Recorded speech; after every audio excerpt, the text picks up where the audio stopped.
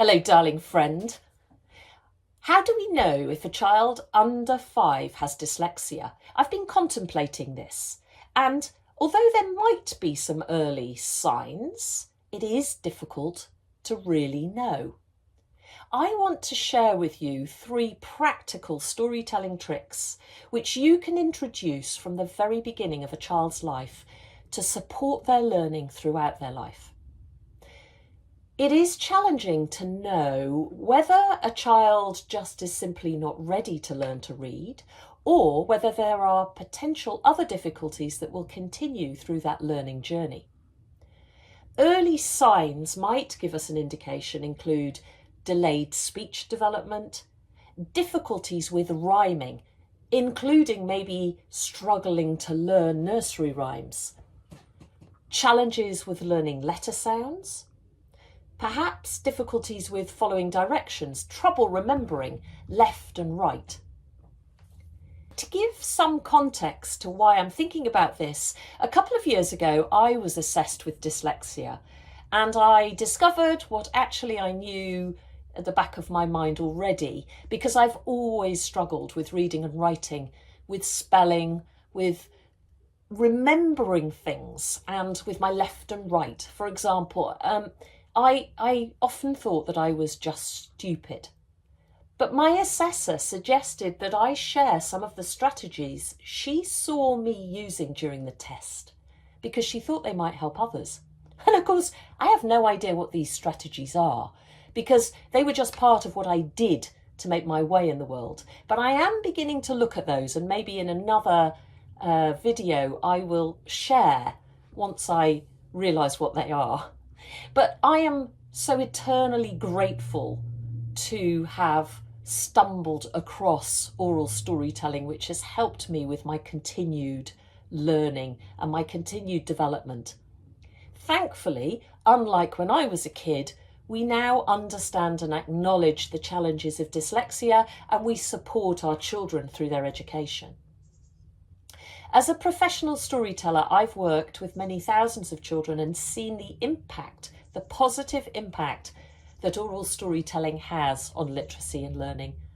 And I would like to pass some of that wisdom, knowledge, information that I've learnt now, just in these 3 simple tricks. And what I'd really like is for children to have a love of language, a joy of words, before the pressure comes that learning to read brings with it. Let's feed their roots before we ask for their fruit. And the wonderful thing about oral storytelling is that it's free and available to us all, and it can support children whether or not they have dyslexia. Sharing songs and rhymes and stories can activate our imaginations, and they draw children towards stories, towards books, reading and writing for themselves.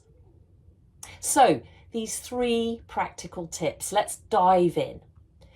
Let me know if your children enjoy them, and if you think that they are helpful, please comment below and share with others if you think that they might have a positive impact. The first tip, the treasure basket. This is the brainchild of Eleanor Goldenschmidt, pioneering teacher and psychiatric social worker.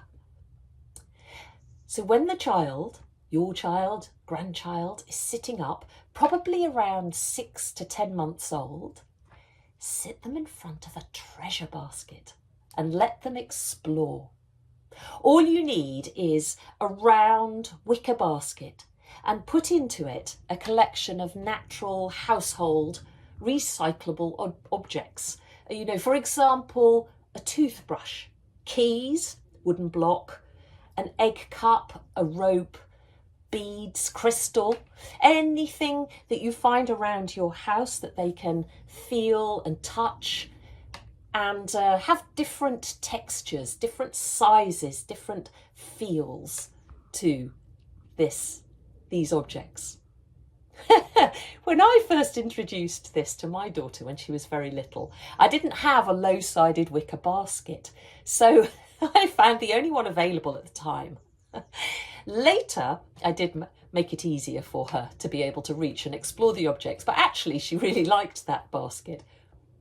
And the basket became part of what she wanted to touch and tip over and pull and chew.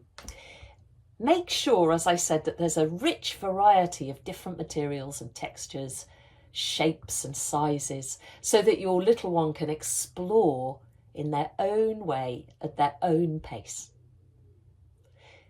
My daughter, as I said, loved the treasure basket, and she got lost in her exploration and experimentation without interruption for long periods of time. And I saw her really engaging with all of that material, and it was getting her brain engaged and activated. We know that when we engage with more than one sense at a time, our brain is stimulated in so many different ways. So this multi-sensory experience is both nurturing and beneficial for young children. And the added benefit is that actually they're just still and focused and concentrating. Beautiful to see, beautiful. Here's the second tip that I thought of: repetition. When I work with children, let's say up to the age of 5, at home in parent and child groups, early years settings or schools, I will share each song and rhyme or finger game twice or potentially 3 times in a row. Repetition helps build strong brain connections, and I would urge you to do the same. Often it's the adults who have the difficulty with repetition, that we feel like we have to give children something that's fresh and new and exciting every time, more and more and more information. But actually, if you've had children or have children, or you think back to your own childhood, remember that we love to have the same stories, the same songs over and over again. And that's how children learn. They learn the story, they take it in, they learn the language, the sounds. From that, they get so much love. And that's the way that we feel safe and secure. We know where we are and who we are. So don't be afraid of repetition.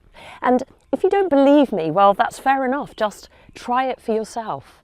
I've often gone into schools and told the same story, maybe in slightly different ways, over and over again.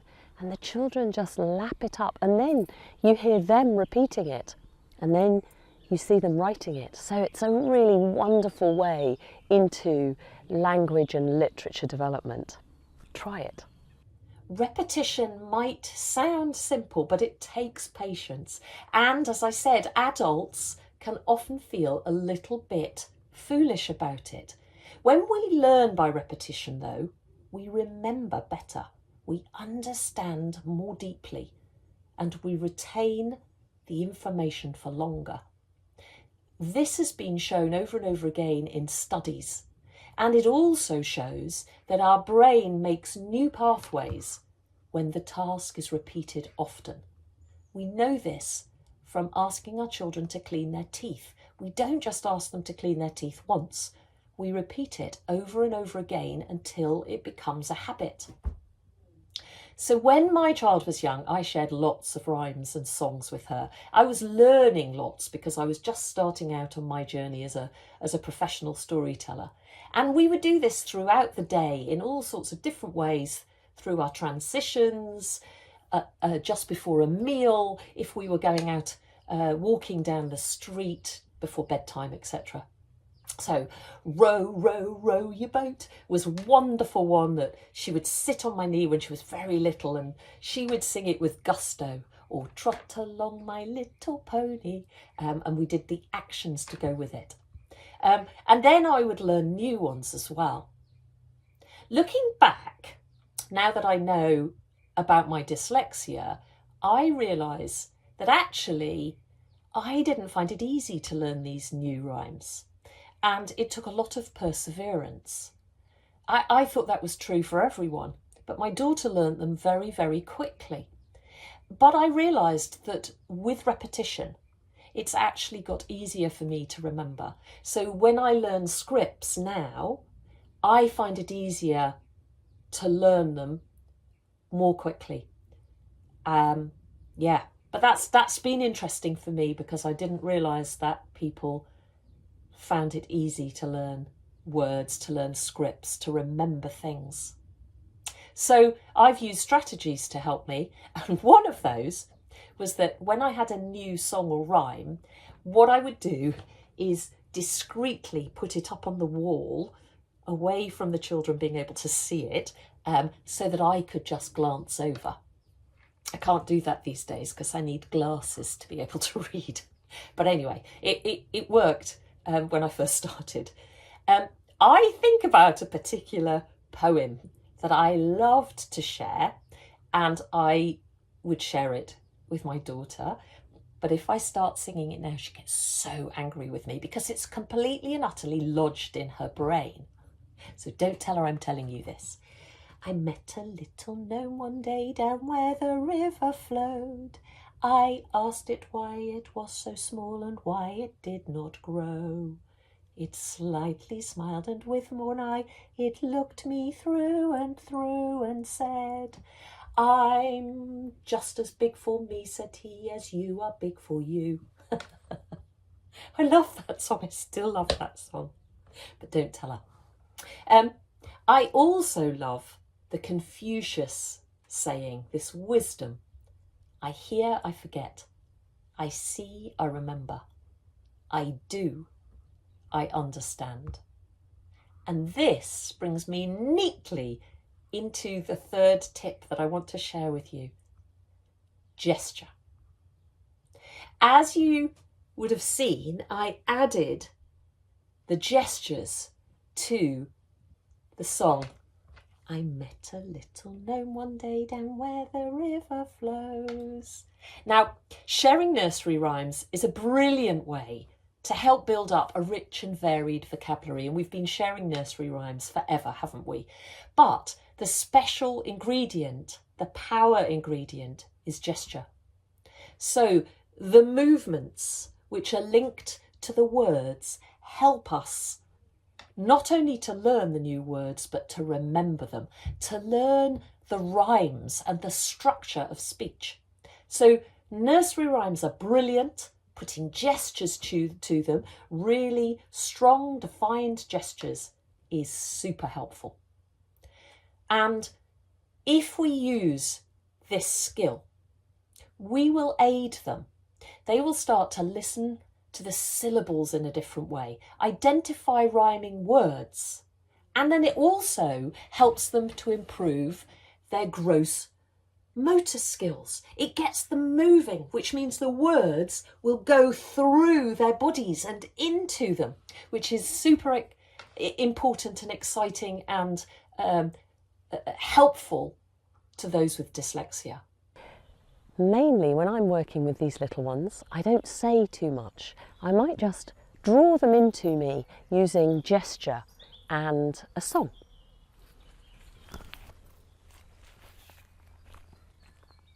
Who will come into my small ring and make it a little bit bigger?